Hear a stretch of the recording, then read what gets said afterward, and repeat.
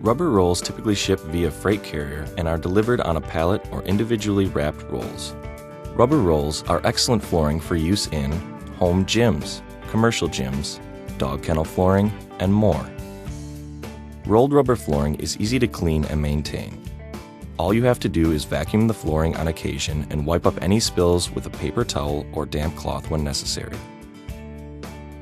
To complete a wall-to-wall flooring installation, you will need a T-square or straight edge, a utility knife, and double-sided carpet tape. Prior to beginning your installation, remove everything from the floor area and clean the floor surface. It is recommended to lay rubber flooring directly over your concrete or wood subfloor, as seen here where we have removed the carpet. Note, rubber can be installed over carpet providing the carpet is commercial-grade low-pile carpet.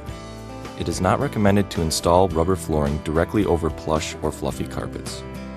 When installing rubber rolls as a wall-to-wall floor covering, we recommend starting at one end of the room and working your way from there. When you come up to a wall or obstacle, trim the flooring slowly and carefully with a utility knife.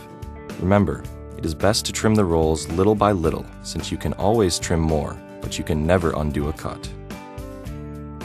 Work your way across the room, adding one roll at a time and trimming the rolls when necessary. When you reach the end of a room, you may need to trim the side of the last roll to fit into place. No worries though, it's quite easy. Just measure the width at a few different spots to ensure your room is square. Take the roll to a place where you can lay it out and cut to fit using your straight edge and utility knife.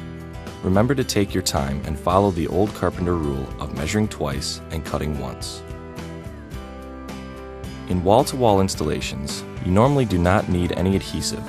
However, if you would like to secure your rubber flooring in place, all that is needed is to use a little double-sided carpet tape around the border and at the seams.